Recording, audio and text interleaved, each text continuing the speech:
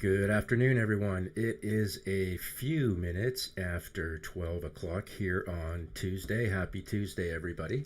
We're back with another edition of Chart the Markets, and it looks like it's an appropriate day for, for another one of these sessions. You know, there's a lot that we can learn just through time, just through experience, and, you know, then there's a lot that you can learn from other people. And, I've been kind of fortunate enough to be able to hang around with some pretty good technicians. A lot of them are kind of in our Telegram space. And another one of those individuals is someone who actually was a guest with us a while back, like, geez, probably a year ago, David Nikoski, right? And David Nikoski is someone who trades based on relative strength or looks at assets based on their relative strength. And up until I had met David, and obviously there was a reason why I wanted him to come on our little show, because I think there's value in what he had to say. Because when you start to think about it, what he's telling you is that if you're going to trade something, trade the strongest. Like, everybody likes a runner, but don't you like the fastest runner? And, he had the ability to go through sector by sector and look at relative strength, and especially for things that are about to break out or break down. Because our chart or our instinct or whatever might tell us, hey, this looks bullish, and maybe the chart did go up. But is it going up because everything else went up and it just got drafted like an Indy car and dragged around the track as it moved higher? Or was there really something behind it? That would probably be the relative strength. And I was always frustrated because I couldn't track it the way he could. And now I can, because what we've done on TrendSpider is we've created a tool. It's called the Z-Score Suite. That's what this is called, or I'm calling it. And what it does is it helps us find areas that are where you're underperforming or overperforming. And if we look at this weekly Bitcoin chart that we've stared at for quite some time, with the concern that as we broke down, we were breaking one level and finding the next. Actually, I'm going to, just for clarity's sake, I'm going to remove those anchored VWAPs. So all we are dealing with right now is the 100 MA, and we talked about this. You have to hold this, and if you don't, you fall off the shelf. That's what's in here on this volume profile and into that gap. But did we have any other clues that maybe price was going to do that as a validator? Well, that's what this tool is helping us do. And actually, what it allows us to do is to compare. In this case, let's compare a sector. Right, so we can compare BTC. Right, I'll do this really quick. Whoops, BTC USD. Watch what we're going to do here.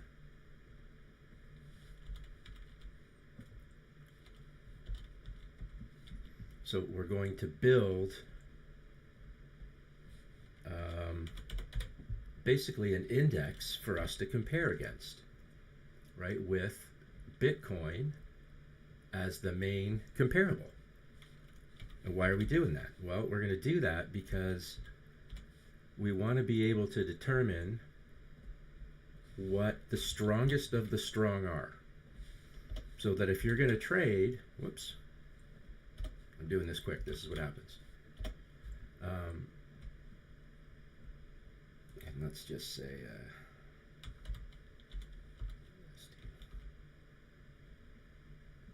all right. So what did we do here? What we did is we have now built a comparative index for crypto with Bitcoin as our main anchor, ETH Solana, Dogecoin, and Monero as the benchmarks. Now, what can we tell from that? Well, what we can tell is it's going to give us a ranking, and everything is fractal based on time frame. So this is a 4-hour. I'm using Aster. Actually, I should use BNB. Let's use BNB. This is a 4-hour chart. So what we're seeing here is that out of all of our rankings, and I know this is going to be difficult for you guys to see online, and I'm sorry about that, but you've got a ranking of 5 assets. And on this particular 4-hour time frame, we're comparing BNB to Bitcoin, ETH, Solana, Doge, and Monero. And where does BNB sit? Well, BNB sits on the 4-hour in one of the top 2 categories as being a stronger buy, as opposed to Solana, ETH, and Monero, which are, one is a no-go because it's telling you avoid that, and the other 2 are what they're calling neutral, just telling you that, hey, hasn't really made up its mind yet. But based on what we're comparing BNB to Bitcoin, our primary comparable, and these others, BNB is actually on the 4-hour in the number 2 spot, and that's much better than being in the last spot. And you don't want to trade what's in the last spot because it has no strength, no relative strength. So trading that to the upside is going to be dangerous because there's no velocity, there's no push. Now, if we look at the daily BNB chart, do you notice our ranking changes? And of course, this is when markets are upside down and crazy, so we're going to see some funny numbers. But what we've got is all of a sudden, compared to Bitcoin, it's outperforming by that much. And its action is basically, if you're in it already, you can stay neutral. And then it changes the ranking on every time frame, so everything is fractal. But here's the fun part. I'm just going to back this time frame up a little bit so that we can get some more price action. Here we go. And again, we're still working off of BNB. This level here in the center of this panel is just like a 0 level. And what it's measuring are the numbers of standard deviations away from that level. And if we go into the settings, you'll see there's a moving average look back that you can adjust. I think it's set to 20 by default. And what it's telling us right now on this hourly chart, it's showing us the strength, relative strength, on this time frame. So above 0, when you see the green fields like this above 0, that's outperformance comparative to the market that we're using as our comparative set. This is underperformance, all of this red. In other words, our script is telling us that this trend was down from a price perspective. What we now have the ability to validate against is relative strength. So we're not just validating price with price, we're validating the direction of price with relative strength, which in my opinion is pretty strong. But how do we trade this? Well, what we notice is the fun begins when price, or let's just say this z-score line, because that's kind of what that is, right? When it breaks that 0, that's where the fun begins. So unlike a price chart, where you see if this was price, you'd be thinking, okay, price is going higher, oh, now price is falling. Right? Well, that's not always the case because you're not comparing price to price action to price action. You're comparing the relative strength to the price action. And what that means is that your relative strength could be fading or increasing, and price could be going in the opposite direction of that. And that can kind of throw you a little bit. But the part of the reason is because that's the momentum that's kind of carrying, and let's just use an example, carrying price higher. But the relative strength could be fading. So when we see a chart like this, if we go back here, and you'll see we have a sell signal on our script right here. Well, is it an accident that the script fires in and around the same time that you break that zero level? No, it's not. Because as that relative strength fades below that level, there's just not enough to keep pushing price up. Think of it like that. The relative strength, you can see here, was continuing to go higher. And if that was a price chart, you'd think price was going higher, but it's not. Right? Now, what it's telling you, when it's at this level, so this is 2 standard deviations above, which is kind of steep. Anything above that is uber steep. And you may be due for a bit of a pause or a pullback. But it doesn't necessarily get interesting until you break these zero levels. That's where it gets fun. Right? Look here.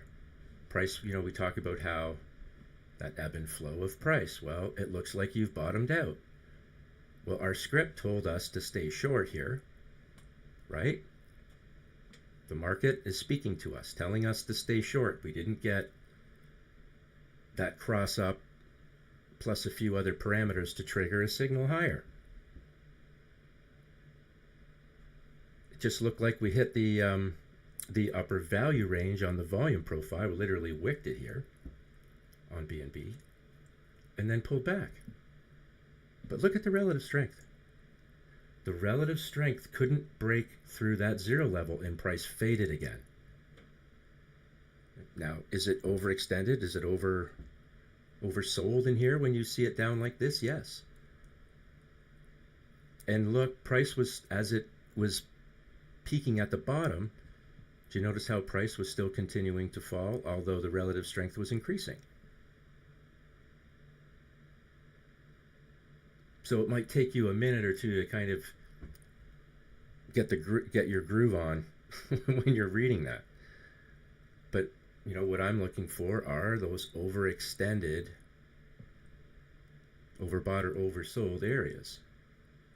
Now, this is a move that you can clearly see bottomed out with relative strength, but price didn't start moving higher until you got in and around here. And again, it couldn't do it. First mouse gets the squeeze. This one failed, 2 failures, boom, it totally resets. And then another attempt. And you can see the whole time our script on top of this was telling us to stay short. That's a pretty decent run. Now, are we a little bit overbought here? Yeah, for sure we are. But having the relative strength, hopefully, will either will help price go higher or prevent it from falling as fast as the other things you're comparing against. And this field will constantly change. So and everything that you see on your screen for a ticker will show up on your screen, giving you the readout that you want. Let's see if we can find some sort here, Jasmine, whatever this is. So there's the 1 hour of Jasmine. How does it fit in compared to everything else? It's in the number 2 spot. And it doesn't necessarily mean that because it has some relative strength, the price is moving higher. In this case, when the market momentum is down, it may mean that you're not falling as fast as everybody else. And yes, that's a benefit to you as well. But if we go all the way back to our friendly neighborhood Bitcoin chart,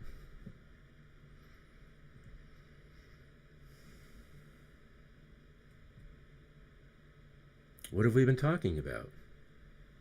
We've been talking about, first off on the daily, to be aware of what? Because we've broken one level, we found the next, we've broken one level, we found the next. What are we looking for now? What's left? That's the 1,000-day moving average. Now, all that's on this chart is the 200, the 100, and that 1,000. But look what happened when you first touched the 100. Or I guess you could say that was the first touch, but it's just constant resistance and failure.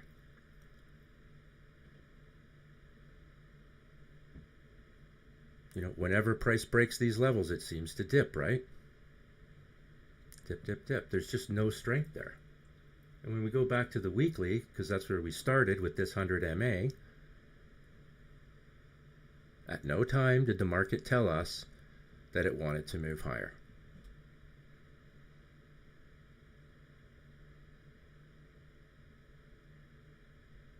And it's still down. Now, this is the weekly chart, and we've been talking about this for all of these weeks on how this might break down. And the only thing that kind of stops it from happening is just an influx of money that changes the trend. And it's not there. It's just not there. And what does that mean? It means we got to suck it up. Because there's nothing that we can do that's going to change it. Because we don't have enough money to change it. We just don't. So the beat goes on to the downside. Unfortunately, there's not a lot that we can do about it. We just have to grin and bear it. This is Zcash. See all this above the zero level, all this green? All of this green is relative strength. Thus, the energy is there to push price higher. Notice what happens when it fades, breaks that zero level. This is the daily. Look, the day before our signal fired. Or the day of, actually. Big impulse down, you get oversold, the strength comes back, you break zero, and things start happening. You get overextended again, you get, in this case, you're almost 3 standard deviations. Actually, you are 3 standard deviations above, and it actually went even higher than that, back here. Exhaustion comes in, right? The relative strength starts to fade. You break that zero level, what happens? At the same time, ironically, it's not actually, our signal fires. So we're getting validation from price and validation from relative strength, or vice versa, however you want to look at it, doesn't matter. But in this case, you know, were we breaking one level and finding the next level, even on Zcash? Sure. Current price is looking for past price. And the more past price there is, the more likely that price will go to that place. That's why it comes back to areas like the point of control, the 200 MA, the 50, things like that. Often anchored VWAPs. It's always something it'll be hitting its head on or getting support from. But the point is that we know. We can stack the deck in our favor just through information. Now, we often talk in here about not trading too many things too often. Part of the reason is because it's difficult to manage, right? We all have jobs, there's other things we do, families, life, hobbies, all that stuff. And if you wake up every morning and trying to figure out which 100 tickers you want to look at each day, you're going to pull your hair out. But isn't it better if you can focus on the things that are moving higher at the highest rate? Or if you're looking at shorting something that just doesn't have any strength at all, so that it falls like a stone. That's what we have the ability to do now with this new tool. And this is I'm trying to build it on TradingView as well. I've built it on TrendSpider, and it works with our script system. It's absolutely freaking lethal. So I am super excited about what we've been able to pull off here. But, you know, I'm giving all the credit to David Nikoski because I learned something from listening to him. Before I met David, I was, you know, probably like the RSI, Relative Strength Index kind of comparative. I didn't think about relative strength in that context until I met him. And he's kind of opened my eyes to how I can monetize a chart even more effectively. Like, as we know, we're very comfortable using the tool that we have to do that. Very comfortable. But if you can combine that comfort to trading the stocks with the greatest velocity through relative strength, that's a huge win. Because now you're monetizing, not only monetizing the chart, you're monetizing the most profitable charts. And that's good for us. So all the credit goes to David for kind of opening my eyes to help me see the market maybe in a way that I never or was not looking at it before. And, you know, in kind of shutting your mouth and opening your ears, you can learn a lot, right? And I've had the opportunity to listen to David. You guys can listen to him every morning on X2. He's on that morning financial show, whatever it's called, I don't know. But you know, he's a very good person to follow if you're interested in markets. So all the credit for this goes to David, because now I can focus. If I want to just focus on crypto, I can focus on just crypto. If I want to focus on the energy sector, I can focus on the energy sector. Right? It doesn't take me anything to build something unique. I can focus on maybe the Mag 7, use the Qs as my benchmark, add in NVIDIA, Microsoft, Apple, Amazon, and then compare my prospects to those. There's all kinds of things that you can do. You want to look for sector rotation because that's kind of going on now. Put the benchmark in as the SPY, and then you go to some ETFs. Use XLK for growth, XLF for value, XLE for inflation look, and then maybe XLV for defense. There's all kinds of options. You can look for anything because it's all customizable, and that's the best part. There is no strength here, no relative strength on this time. This is a 4-hour Bitcoin chart.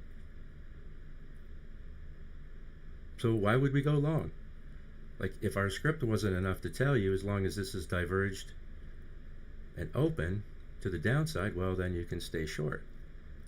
If you second guessed yourself in here, oh, here you go, impulse down, oh, there's a few green candles, everyone gets all excited.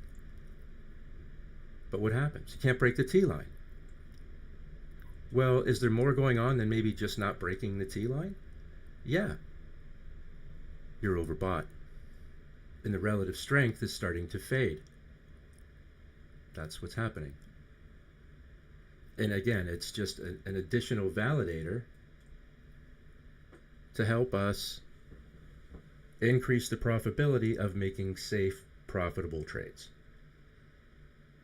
Now, I was going back into some of the streams that we've done over the last few months, and one kind of stuck out where in the midst of this meltdown, there was an area of, I don't know, I think it was like 85,000 or somewhere in the mid 80s on the chart that at the time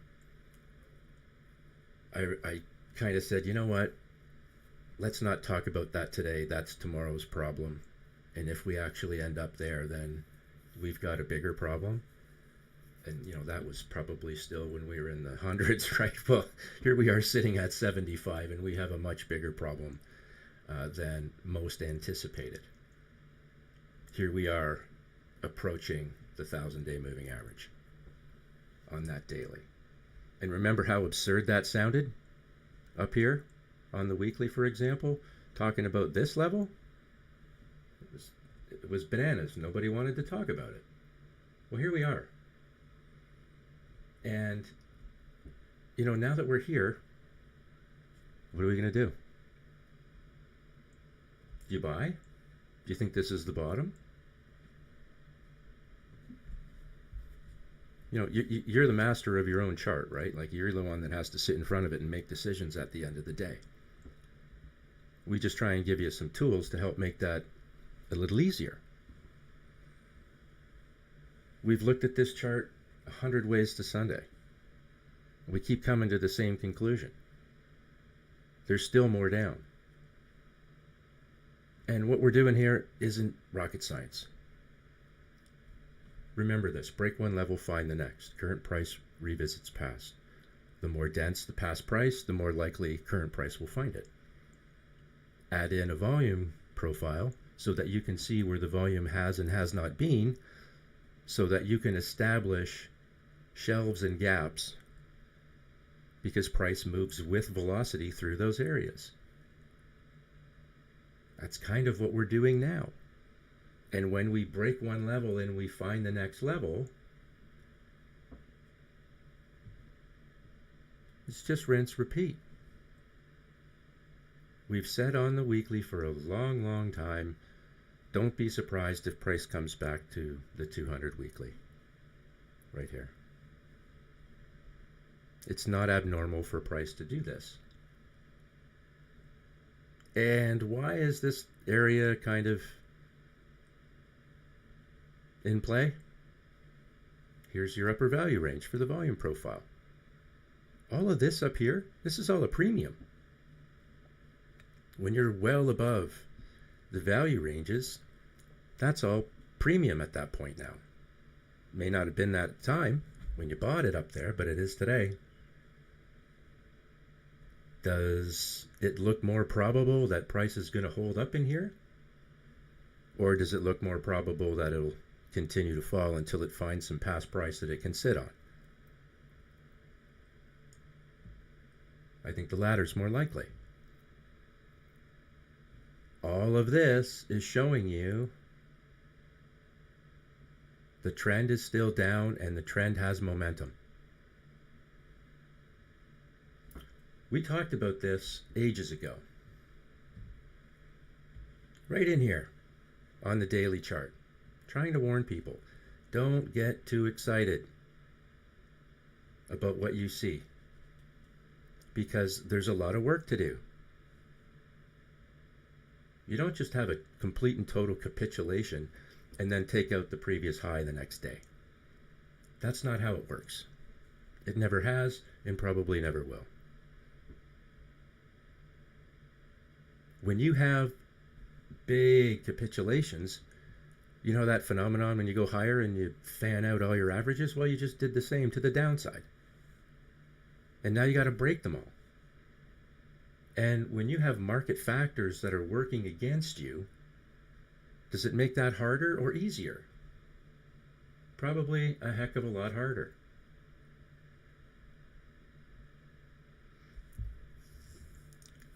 Volume gap. Failure of the 50. I love the 4-hour chart for Bitcoin. I absolutely love it. First touch of the 50. This turns out to be a failure. I guess you kind of tested the 200 in there as well. But the bottom line is massive resistance. And this thing just fell out of bed. Right? Now, we show this all the time. You guys know what I'm going to show you, right? What's this? This is the famous failed breakout. Where does that famous failed breakout appear? Ironically, at a first touch of a major moving average after breaking it to the downside. Does that not... Do we not show this every week? Yeah. We do. All of this in here was telling you there's no strength. And here's your zero level, and your relative strength can't break it. Right? And ironically, that's where the failure happens. And it still can't get any love.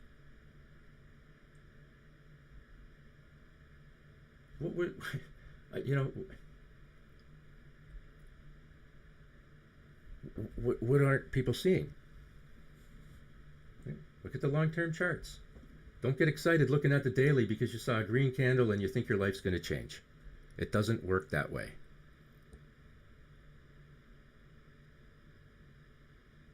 It's like a nightmare, except you can't wake up. And it just keeps getting worse. When price has broken down and you have the divergence of the T-line and the 5 EMA and you're trading beneath it, you better be short in some way, shape, or form. Pick your spot. But the bottom line is, when this is going on, price isn't going higher. It's as simple or as complicated as that. And chances are, we as individuals are making it more complicated by not listening to the chart.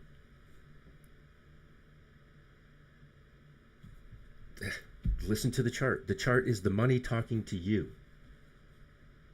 But if you can't let the money talking to you get into your head because it's too filled with what you hear people talking about, you're probably going to have a problem, because you're never going to be able to take what they say, translate it in your own head, and execute it for your own purposes. Even if those other people were correct about what they were talking about. For me, it's been the answers are on your chart. It's not what people say, it's what money does. And if you have ever said to yourself, I don't trust the market, it feels like it's always lying to me. No, it's not lying to you. You're just not listening to it. Because you got something else going on in your head that's making you think it's going to do something that it's not. And then you end up catching that. You're buying that dip, which actually was just a falling knife in disguise. And then you're like a friggin' octopus trying to grab as many as you can, because someone is telling you it's a dip. The price is never going to be this low again. How many people that hung on to this said that? Never going to be this low again. Buy the dip, man. Don't worry about it. It's a long game. Buy the dip. You can do that if you want. It's your money. But you're not going to do it with mine. No one's going to look after you better than you. That's for sure. But you know what the hard part is? Learning. Taking the time to learn. Because it's not instant gratification. And in the process, you might lose a buck or two trying to learn. It's going to happen.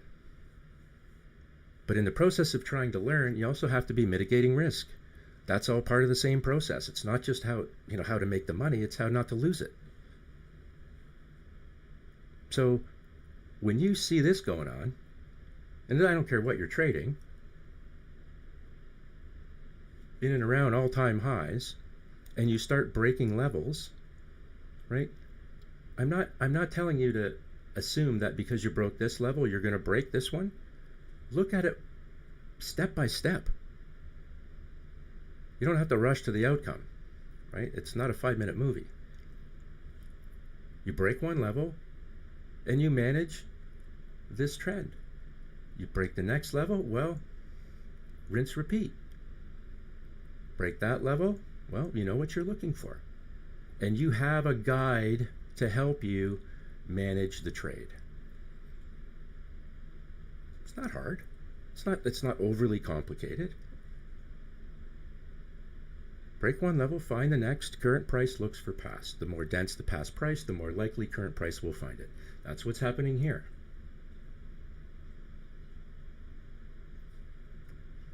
Is this POC a significant quote-unquote level? Sure it is. Is the lower value range one of those levels? Absolutely. What's happening with current price? It's falling into this gap, which means there's nothing there to hold it up. This just looks like a stool, not a real heavy place to sit down. That's for sure, right? It's deep, but it's not extended. I really think you end up down here. And is this any different. If I just do this real quick.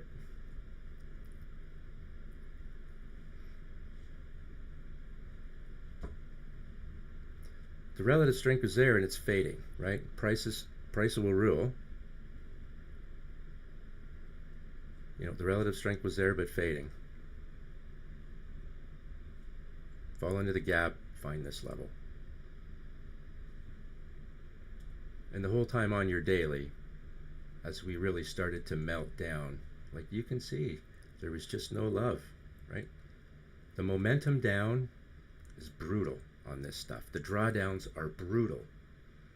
If you're behind on these trades, you're never going to recoup it. Because if you're leveraged too much and that's gone, it takes twice the money to make it up. And that's assuming you're successful 100% of the time, right? And that's when the wheels fall off. So what do? Instead of trying to predict, we follow. Now, I believe this is a language. I always have. So is there some sort of predictability behind it? Yeah, maybe. I have a friend who teaches data analytics at the MBA level, and he tells me that it's predictive. And I'm not comfortable saying that because we're talking about finance. But can we look at price and use a handful of simple rules to maybe get an idea of where it may go with some reliability that seems to astound some? Yeah, sure. Just because we follow and just because we listened to the market, not the people in it. The people in it themselves have other motivations, other incentives, which probably aren't aligned with yours. So this whole meltdown, from up here, we absolutely knew where this was going. As long as this is open and you're approaching that major moving average with this kind of momentum and velocity, you're not going to hold the 50. Same kind of thing here at the 100. Couldn't get enough momentum to break trend, and then you end up with the failed breakout that takes out the previous wave's low, like we talked last week. That was the risk on the chart for us. It's coming true. Why did it come true? Because there just isn't enough money to change the trend in the other direction. Not yet. But this is a weekly chart, and this is probably what it wants, somewhere in here. This is the bench, and then there's your precision, I guess. And if we look at, just quickly, we look at our Bitcoin chart, we identify, on TradingView, we identified this area a long time ago, like ages ago. Why? Look, all we're doing is kind of just averaging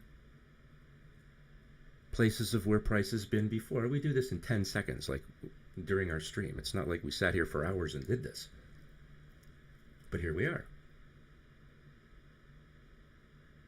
So, this is a problem.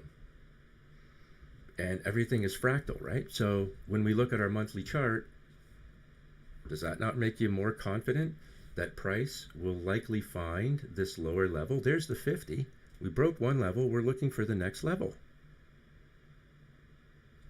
I'm sorry. That's what we're doing. Volume profile is not coming up probably because there's not enough data. But, here's our signal. And obviously, we had lots of warning up here too, right? This level just can't break it. All these wicks pushing price down. On TradingView, our 5 EMA goes red, telling us that there's money coming out. Yeah, it sure did. But even this big red massive monthly candle got support from the 20 until it did not. And there's enough. What's this mean? The space? All this divergence as you approach a major moving average? This is a monthly, for crying out loud. It can't hold. There's too much momentum down. And People will spin and spin and spin trading. Oh, what do I do? The price did just this. Oh my God, you see that candle? Are you serious? Make my head hurt. Just do what you're told. Everything is fractal. What we see on one time frame, we'll see on another. First touch of the 50 on a 15-minute chart fails. It actually prints a signal because there's so much velocity, it just drags everything down at the same time. Here's the flush candle that we talk about all the time, right? So if you had a stop set, which you should, what's the market trying to do? It's trying to shake you out of your trade. Give me my money back, it says. And it takes it. And a lot of people who may not use what we're looking at will go, damn it, stupid market, got me again. Even though you were in early. And then you walk away and discuss. Then you go cut your grass in the summertime way too short because you're pissed off, and then it burns, right? And everything just goes wrong. Right? This is an opportunity. Listen to the market.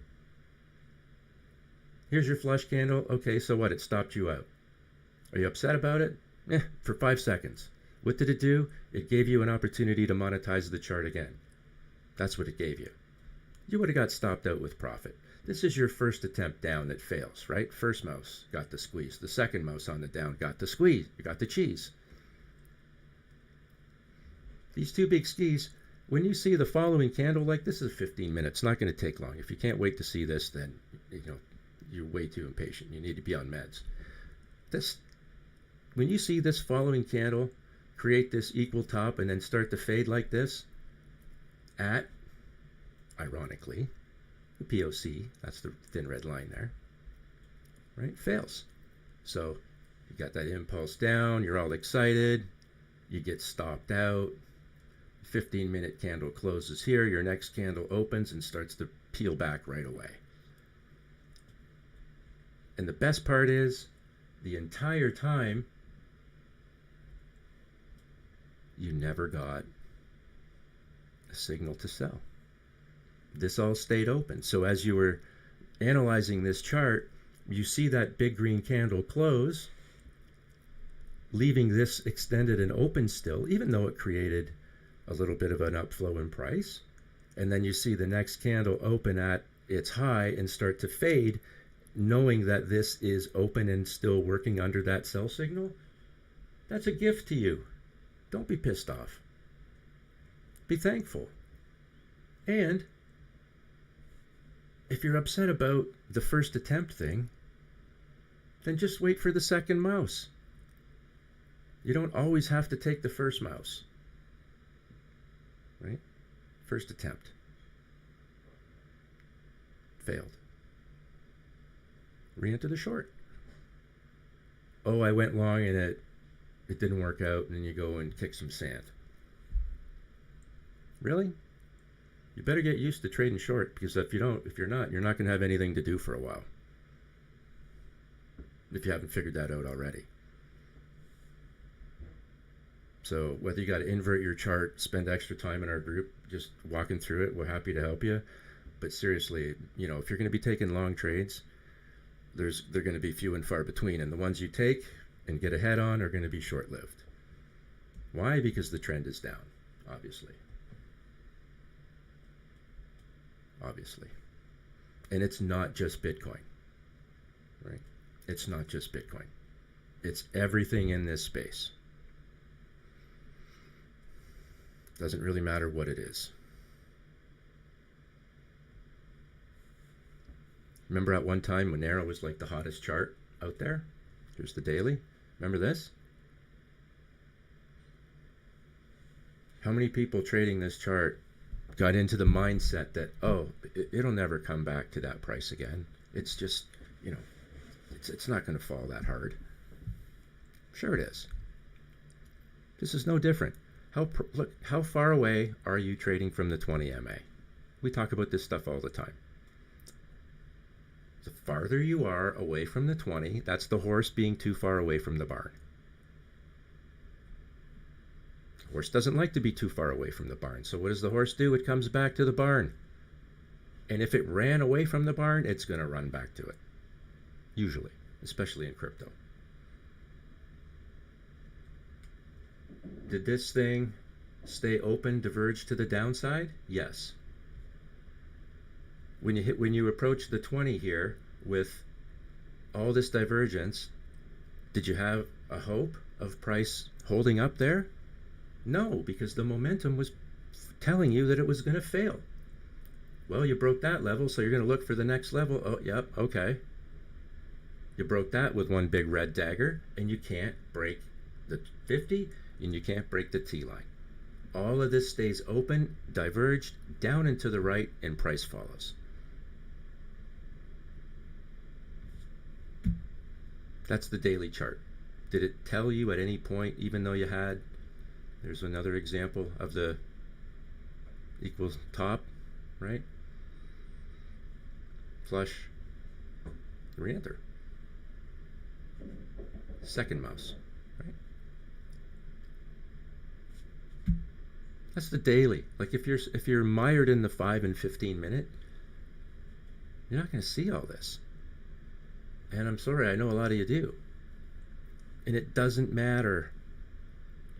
You know, just because there's something that you love a lot doesn't mean that it doesn't respect the same type of history and trading patterns that everything else does. Let's look at XRP. That's not XRP. You know what? Where is it? I got it in here somewhere.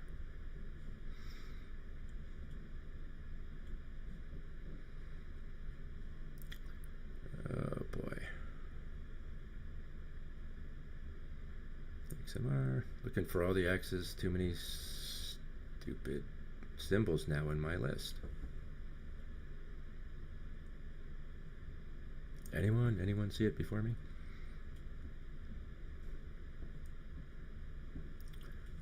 Oh, that doesn't make any sense. Where'd it go?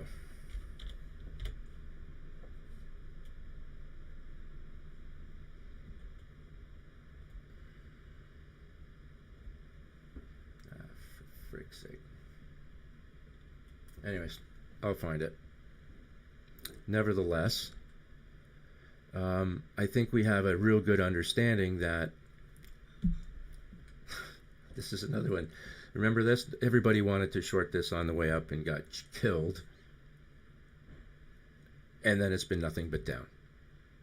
Again, this is a weekly chart. Are you going to buy some dips? Like, seriously, this isn't funny anymore. Come on, stop it. And the only way you're going to stop it is by using these multiple time frames. Right? You have to use multiple time frames. Here's XRP. Now that I'm not looking for it, I see it. Weekly chart, same thing as Bitcoin.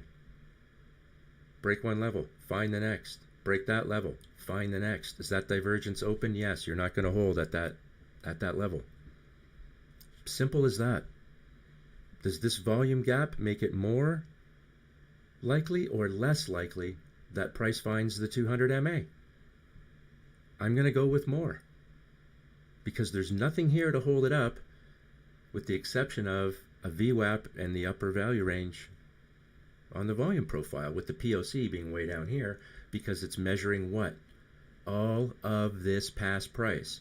And I really hope that we don't come back here so that we can say it actually did. But I mean, if you break one level and you find the next, this keeps happening until there's a place that price can sit down. So coming back to the 200 weekly is not abnormal. Breaking the 200 weekly isn't abnormal either. And if you do that, well then it kind of does put that in play. And if we throw some fibs on this chart, just out of curiosity, this is a complete melt. I don't know any other way to say it. A complete melt. And everyone's going to ask why. How come? Why'd that happen? Who did that? They. Who are they? Right? Like there's some guy in a black coat, black hat, and sunglasses sitting here pulling levers just to screw you out of your trade. That's not how it works. And if you've been in here for more than 10 minutes, which most of you have, you understand that that guy can pull all the levers he wants. He's just pulling the levers on these green candles that are in a downtrend. You don't have to worry about that dude anymore. You have the ability to see through his BS. The only question is, do you want to see through his BS? We're going to say, well, of course I do. And then the next thing you know, you're going to be in an all-night Twitter space talking about shit that doesn't make any difference to how you trade. Just everybody navel-gazing and pontificating. But hey, they have some fun. That's cool. All the answers are on your chart. No one's going to tell them to you. But they're there for you to discover if you want to. And it doesn't matter what you're trading. It does not matter. If some of the most parabolic charts you're going to see right now are from things you've never heard of. Now, the people in our chat know this one. Babcock Wilcox, BW is the symbol.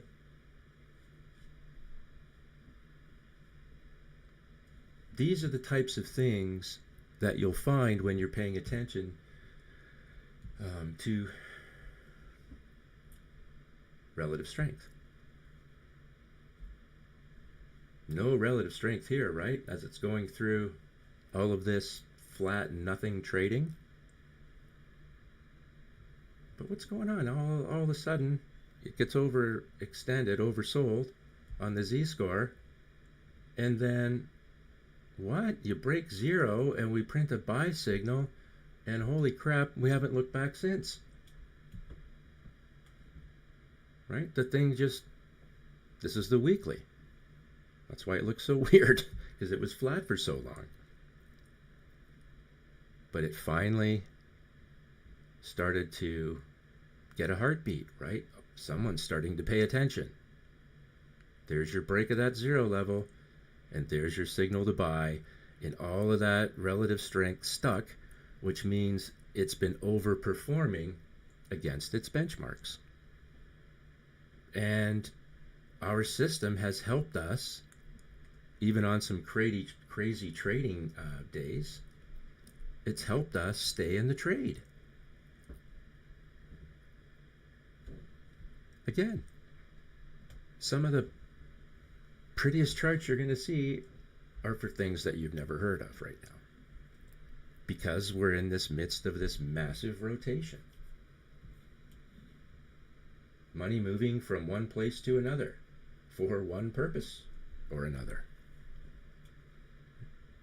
So the chart's telling us where is money going, why is it going where it's going. We can all speculate with some accuracy probably, but ultimately when the chart is telling you the momentum is down, like, do you want to get in the way of this freight train? No, not at all. You want to get the hell out of the way. You don't want to be in front of that. But then you got to deal with this too, right? Nobody wants to be on the wrong side of this either. Just follow the chart. You don't have to be a victim to the market. The only way you become a victim is if you're on the wrong side for the wrong reasons. Do we recall this chart, the United Health chart? We've talked about where we think this might, or I think where it might go. Back to where it's been before.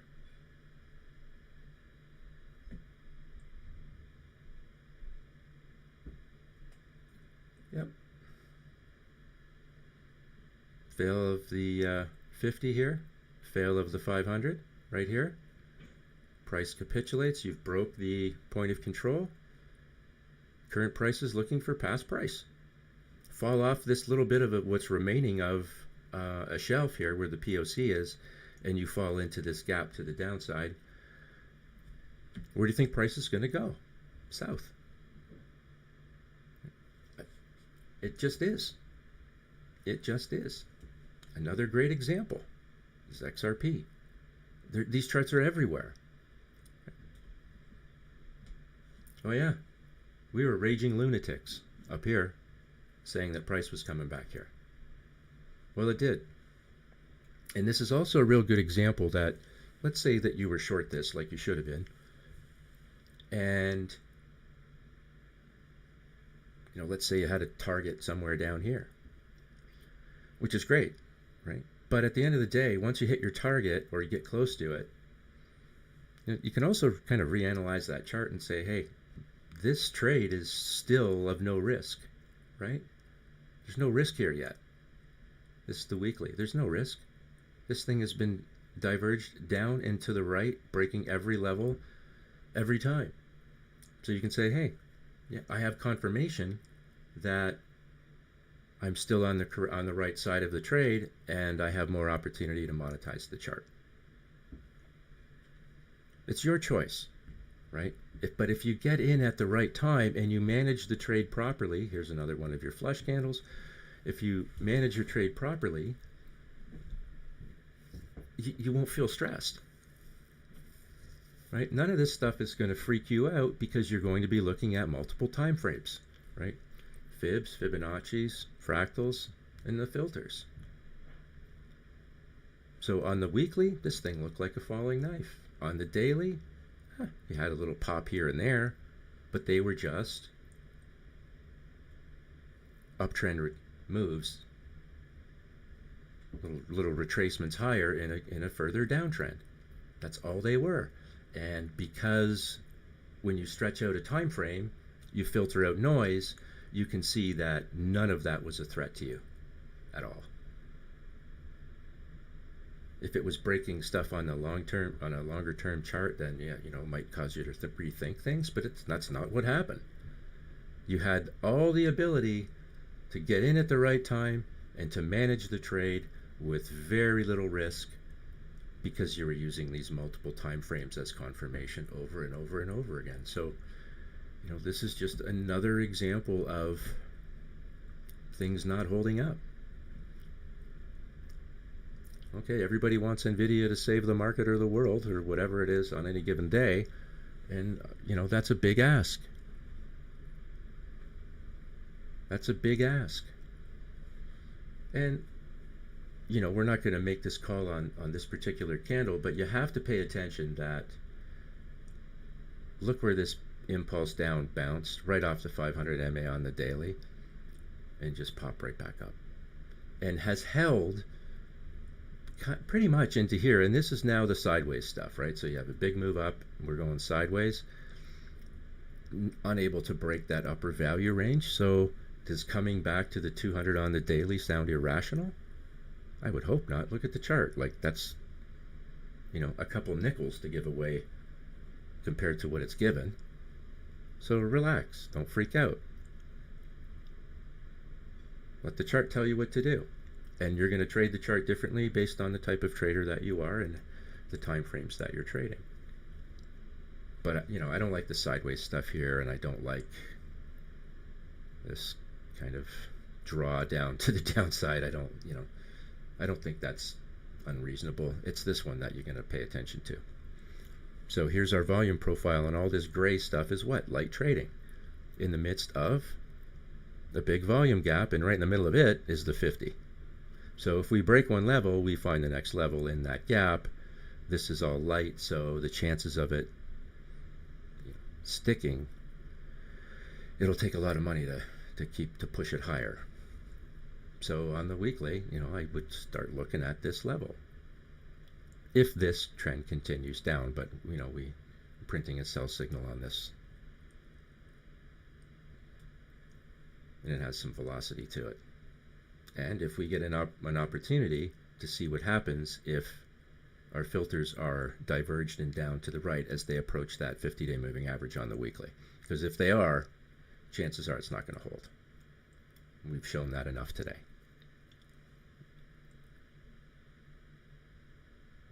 Walmart has a great chart. Like, who doesn't like this chart? Like, this is a weekly chart that's basically gone nowhere but up. And we're here to trade charts, right? Like, that's what I'm doing. I'm technical. I'm not interested in what they made or didn't make at this point. I'm really focused on the chart. Because it's what money is doing, not what people are saying. And what the money is doing is buying a lot of this stuff. Now, if we look just really quick at Walmart,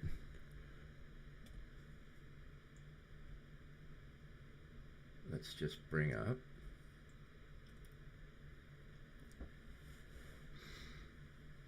so you can see when price really started to move higher, you know, relative strength starts coming back in. This is the one that really pushes it. And it hasn't quit. These little, you know, here's the relative strength fading, and then you see price fade. Then you see the relative strength come back in, price goes back in. And it doesn't matter the time frame you work off of, it's all fractal. And so if you're trading, like maybe you're day trading or you're swing trading, this is perfect. Right? Look at like this stuff in here. You get extended to the downside, you get to that 2 standard deviation level. Stocks like Walmart with lots of volume will not be as erratic as some others that we looked at. You see it start to push up, you hit that 0 level, boom, there's your buy signal and price takes off. And look at the relative strength. Really intense. Supporting what we're seeing on our screen. So we're getting validation through relative strength on what we see with price and trend. And I think that's a very powerful thing. At least it's proven that for me as I've been trading it. So this is Aster. And, you know, for those that, you know, that are in the Telegram, and I know Rico's group as well, follow this thing and have been kind of, everybody waits for it to want to move higher. But when you see, this is the 4-hour chart, and I'm using it because it's a relatively new issue. There's not a lot of trading history, but when you see the concentration of red above that 0 level, that's telling you that you're underperforming, and price has been pretty consistent. Remember, this isn't reading price, it's reading relative strength. And if there's no relative strength, even when price is going sideways, it's more probable to fail ultimately, right? Because there's nothing there to push it up. It's, you know, it's like, yeah, you want to get a runner, but you also want the fastest runner. So looking at Aster before, wondering, geez, is this thing ever going to catch a bid? Right? Well, when you look at the chart like this, you're going to go, unlikely, right? This is not where you're going to catch a bid. It's just nothing is changing in here, right? There's just no relative strength as of yet. And I don't consider myself an expert on assessing relative strength, and you know, that's David's thing, but we have a tool now that we can do that. And right now we've got it set up for kind of as a crypto hunter. And is Aster, where does it sit? It sits in the middle of the pack with a negative comparable to Bitcoin, with what's telling you not to touch it. And Doge is actually the strongest out of everything. Things that you might not expect. We looked at this in the Telegram group yesterday with some of you I know. Here's CFX. As price moved higher here, there's no relative strength, making it less likely to move up. Because you need some strength to move higher, right? That's what this is. Right? That big move up was supported through relative strength. But the move down, like when when the foot's taken off the gas pedal and the relative strength fades, look what happens to price.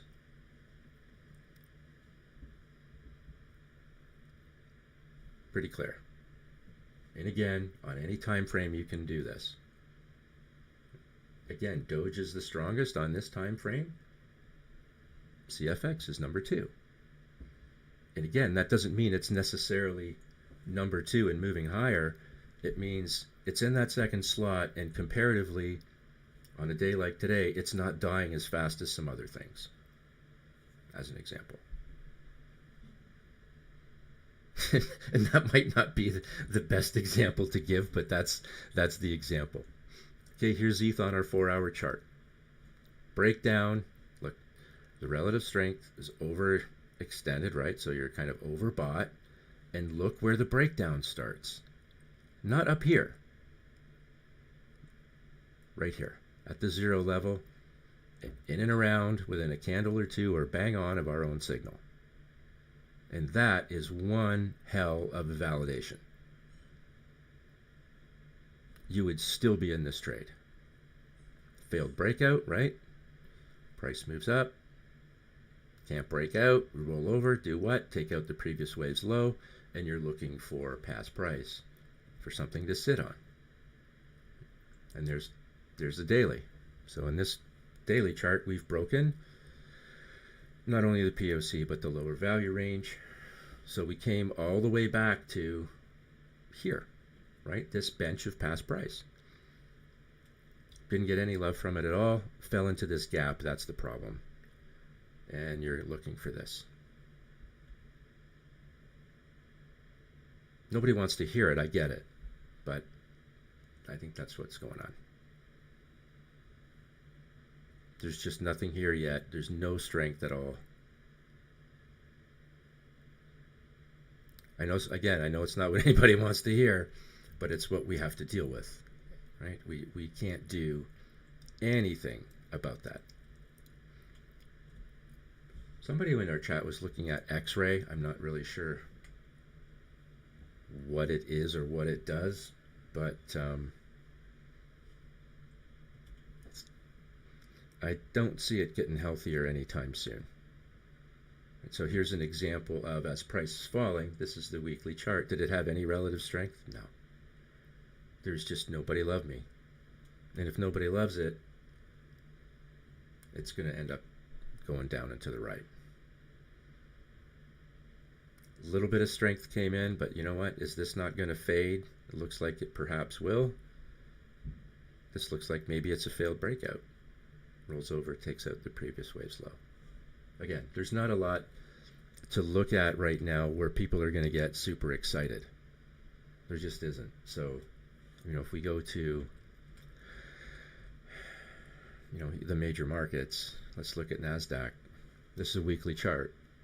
This level was here because we thought before that we were a little concerned that if we broke it, we would have a little bit of an issue. And finally, this thing looks like it's starting to roll over a touch. Let's go to the, there we go. We'll get our volume profile back on here. There we go. So here we have this big gap again, and the 50 sitting kind of 3/4 of the way in it. So if we break down here, this is a kind of a little wedge that we created, and now we're falling out of it. And we're going to see a lot of these kind of charts. So when this happens to many people, it's panic time. Right? It's panic, panic, panic, panic. I don't know where price is going. I don't know what to do. Yes, you do know what to do. And you do know where price is going within reason. Because when it breaks one level, it finds the next. And that's what it's doing right now. And if you break this kind of structural level that we've laid on here, then you know what comes next. Price dips. And what's below you? Lower value range, is that a reasonable place for price to go? Sure. 200 MA? Yeah. I'm sure the 100 is in here somewhere too. That's what you're sitting on today. Literally. That's what it is. So price has been getting support from 100 MA on the daily on the NASDAQ 100. So it's not a good look at all. So here we have equities fading, and what's going up? Oil and bonds. Let's look at oil. It's going to hate the volume profile, as it always does. But I'm going to show you this. So there has been some bat you know what crazy trading with oil. But notice anything? Notice that the filter that we're using, right, the T line and the 5 EMA, it's still working under its buy signal that came on the 8th of January. Even though we've had some, extreme price, both up and down, the trend on oil has stuck to the upside. Even with this big red candle that did what? Came back to the 200 and bounced. Even that big red candle was not enough to break trend to the downside. So that's kind of interesting. And when we look at the 10-year, everybody's saying, well, rates are falling, rates are going to fall, rates are going to fall. They haven't fallen. And with everything that's going on in the world, probably, I don't want to say probably, but may not fall, at least to the degree that everyone thinks they may. And where may they go? Well, we're just going to follow our chart. That's all we do. We just follow our chart. This is a monthly chart of the US 10-year, the yield. Now back in early 2023, late 2022, we targeted that yellow line. Did we hit it? We wicked it. Literally wicked it and pulled back. But everybody that thought rates were going to go back to zero, they didn't. They went up and they went sideways, and maybe they want to go up again. So when price goes down, you have that staircase phenomenon, right? Where you get a step and then price falls, and then you get a step and then price falls. Well, I think maybe there's a staircase up too, right? That we start getting, I know this is a monthly, but you move up, go flat, and then maybe move up a little bit, getting a buy signal right at a major moving average. Now, we know there's a lot of people in the world that don't want to see rates go up here again, and will probably try and keep them down, but the market will do what the market will do. And right now, they want to move higher. So you have equities fading, rates rising, oil rising. And let's not forget the dollar, which is kind of hanging on for dear life. That was our oh crap level, right? That 96.42. So we're not out of the woods yet. This does not look as this point that these green candles have enough to change our trend, does it? So we're far from out of the woods here. But I wanted to show you what was going on in oil, because there's some big red candles that we see and everyone says, oh, that's it. But the trend didn't change, right? And that, if you're not looking at it, you're gonna miss it. Here's your daily oil chart. Oil, gold. Here we are. Big impulse down and two equal bottoms, price rises. Now, at least we're getting a snapback here to test the T line and the 5 EMA at the very least. Right? That's more bullish than having price fade and then just kind of go sideways like these tiny little dojis, and then time catches up in your MAs and then they hit it and they roll over. We're not doing that. This thing's bouncing, at least on the daily. What's the weekly look like? Well, there's your answer, right? That's how you filter out the noise All the BS that we just saw on the daily, well, we're filtering it out on the weekly. The T line and the 5 EMA are diverged up and to the right. They are on the north side of everything. This is the weekly chart, mind you. Last week's candle at one time was a big red dagger, but ultimately closed well above the 5 EMA.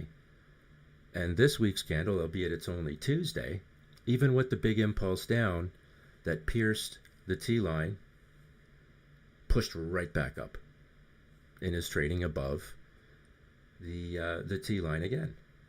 So this is still a bullish chart. So, you know, if you're listening to people, they were telling you up in here, right? Sell, sell, sell, sell, sell, sell, sell, and go buy Bitcoin. You heard it yourself. I'm not telling you something you didn't already know. And how'd that work out? Trust the chart. It's telling you everything you need to know. So who was telling you to buy Bitcoin? Who was telling you to do that? Why were they telling you to do that? Or were they doing it off some sort of technical knowledge that I'm not familiar with? Some fundamental stuff that probably won't make sense no matter how hard you shake it in the can? I don't know. It's all I know is that the chart was telling you this was not your long. Right? That's not your long. Your long was somewhere else. Long was right here. Both dailies.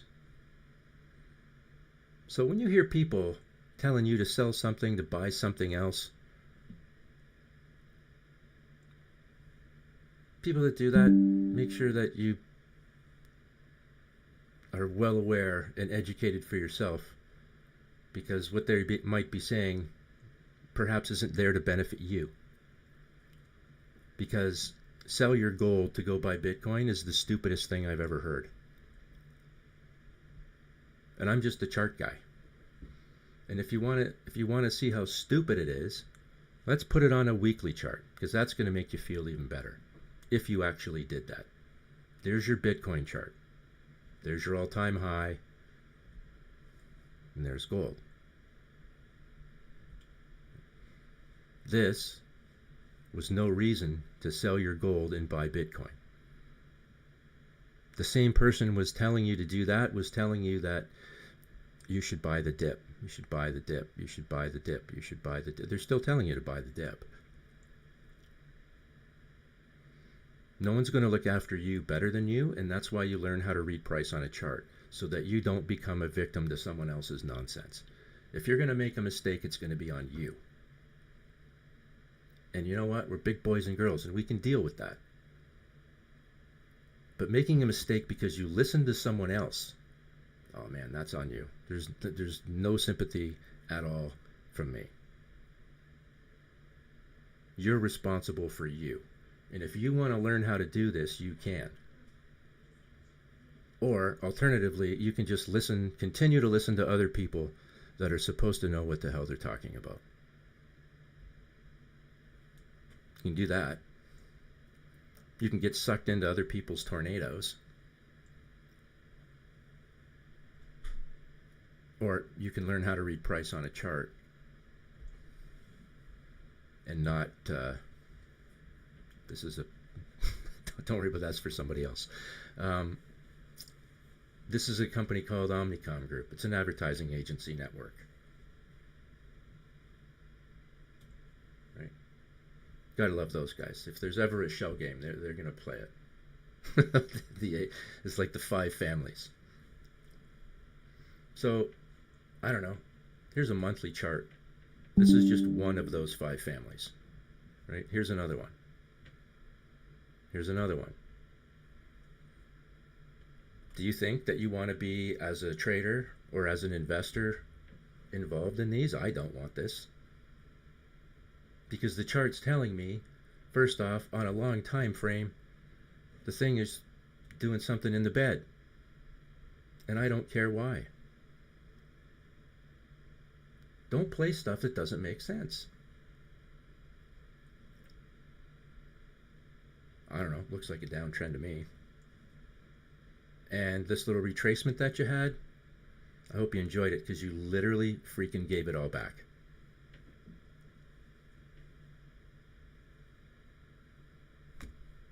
But I'm just a guy who just, reads charts.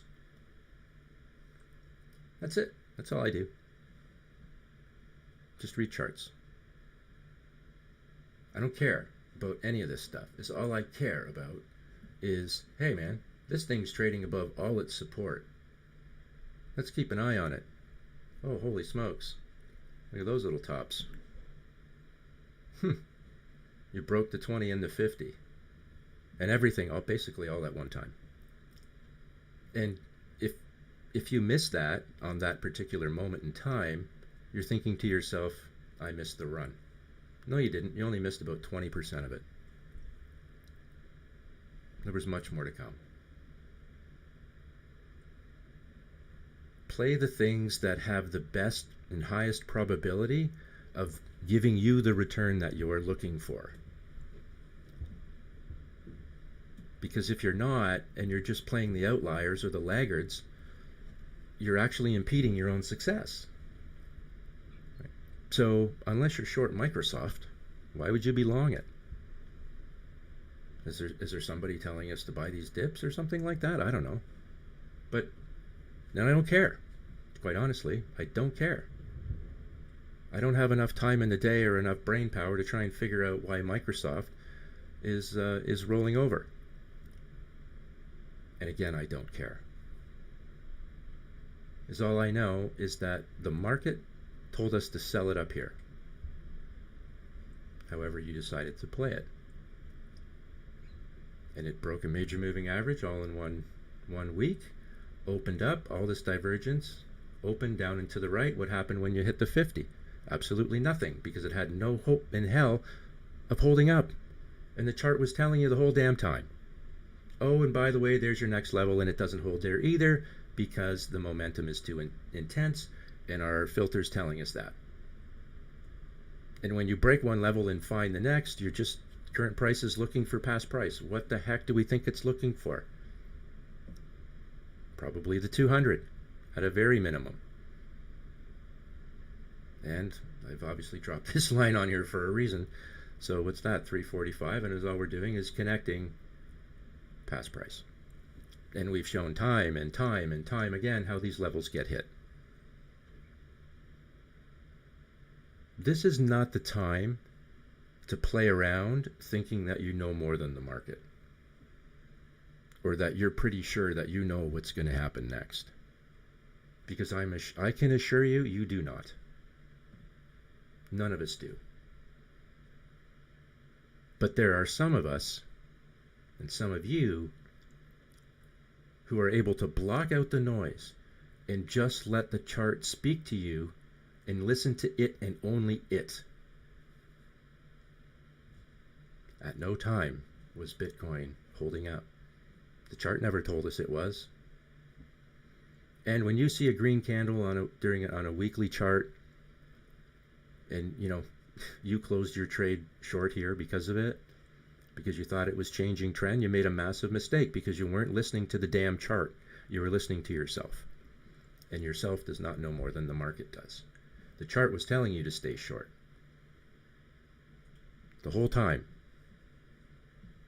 I'm sorry if it's really too simple that this actually works. But it's literally as simple or as complicated as we make it. And this was telling you to stay in this trade short. And I don't care what we look at today, we're going to see this over and over and over again.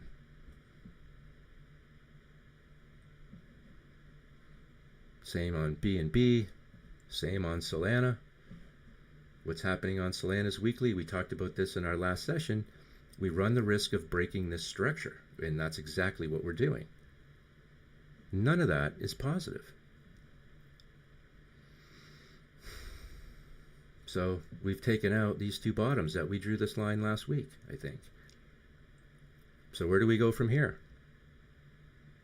At this point, We're simply looking to the left. Let's drop somewhere in here. This is a bench, albeit small, but it's a weekly chart, right? So there's, 4 good weeks in here of that level. Because if this just keeps falling, that's where it's going. Right? There's this little level in here too, but I mean, we're splitting hairs at that point. And it does not look. Did anybody think that Zcash was going to come back to the 50? No. Nor did they think it would come back to the 20 on the weekly. Most of them thought it was going to be $2,500 and challenging ETH. But the chart had something else to say. It really did. And when things start to break down, we talk about this all the time, the velocity of price falling can blow your mind, right? And look at this panel. There's nothing in crypto that isn't down like 2%. It's all down 3, 4, 5, 10, right? That's velocity. That is a real big velocity. And it's a little bit unnerving, actually. So, and it's unnerving because it's the kind of thing that you're not going to see and feel for months yet, right? But this is the sowing of the seeds of things that are going to be problematic moving forward. Dropping equities, rising oil and energy, and rising yields. Right? That's the stuff that makes your everyday life complicated and difficult. Look at strategy again. So now that we've broken the 200, it really puts the 500 in play. And is this not literally kind of a round trip? Pretty much. It really is. As sad as that is, it is. Right? So it's been a crazy couple days, a couple weeks, and I don't think it's going to go away. I just don't. I don't know about you guys, but I just feel like this is, whatever this is going to be around for a bit. That's what it feels like. That is for sure.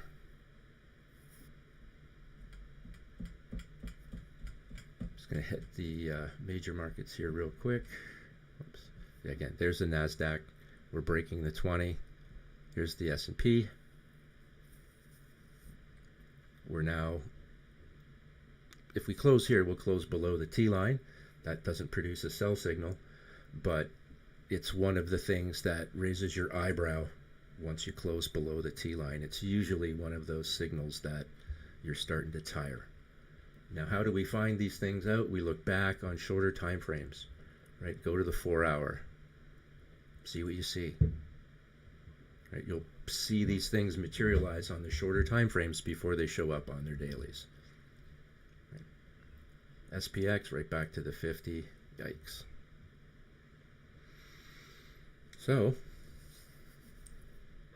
here we are. Here's the Qs real quick. So the Qs have broken the 20. And this is one candle, by the way. You broke the 20. You broke the 50. And you have also broken the 100-day. All in one candle.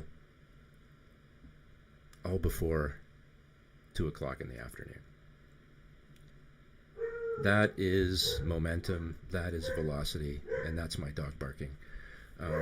But this is going to be problematic, right?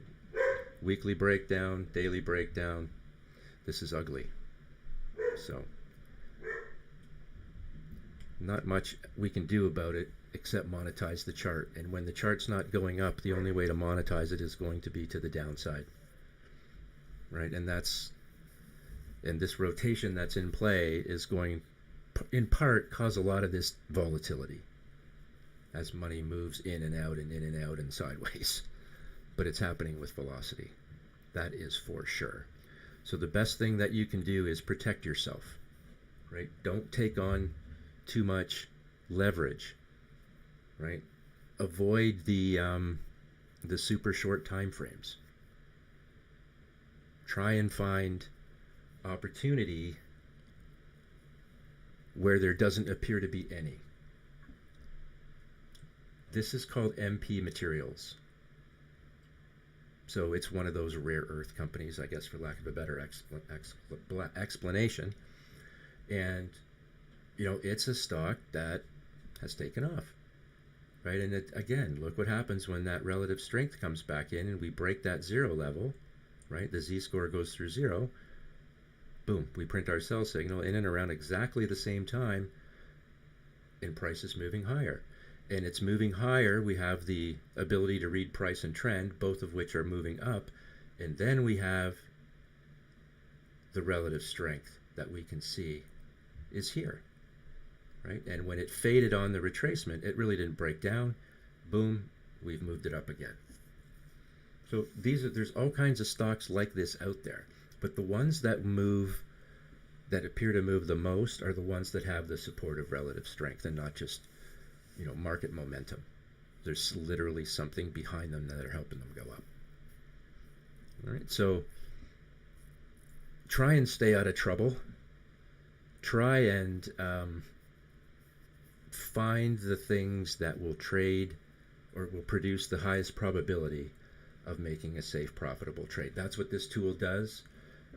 For, you know, it's got set up for crypto right now, but that's what it does.